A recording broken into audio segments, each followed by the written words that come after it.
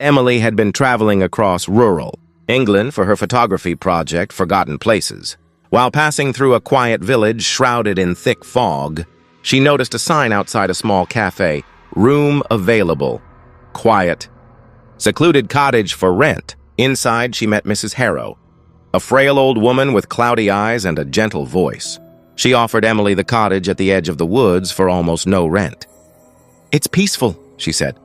"Perfect for someone like you, but try not to wander after dark." Emily laughed it off. She wasn't easily spooked. The cottage was charming but oddly cold, even with the fireplace lit. Old photographs lined the walls, blurred faces, all standing outside the same cottage, all with the same strange fog swirling around them. That night, Emily woke at 3:07 a.m. to the sound of whispering. It was faint, like someone speaking from inside the walls.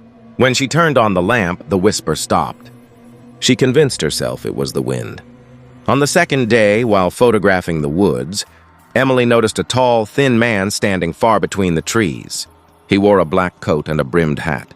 She tried to capture him on camera, but every photo came out blurred.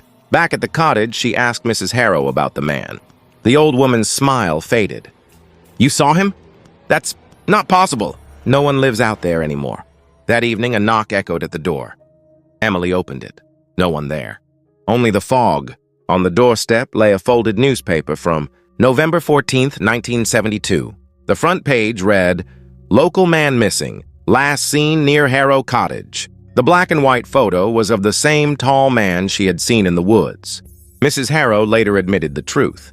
Decades ago, her husband disappeared in the fog after claiming he heard a voice calling his name from the trees. Several others vanished the same way. People say their spirits roam the woods, trapped, luring others to join them. Determined to leave, Emily packed her things.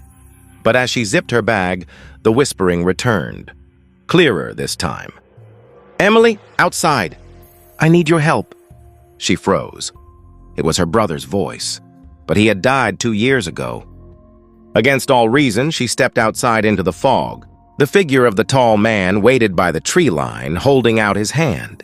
Behind him, faint human shapes moved in the mist, faces twisted, mouths open in silent screams. The fog closed around her.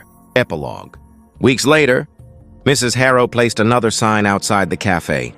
"Room available, quiet, secluded cottage for rent." That night, in the cottage, a camera sat on the table. The last photo taken was of Emily, standing in the fog next to the tall man, both staring straight into the lens. Meaning of the story: the haunted cottage isn't just a place. It's a trap for lost souls. The whispering man uses familiar voices to lure people into the fog, where they are never seen again. Mrs. Harrow knows, but she continues to rent the cottage, perhaps to keep the spirit from coming for her.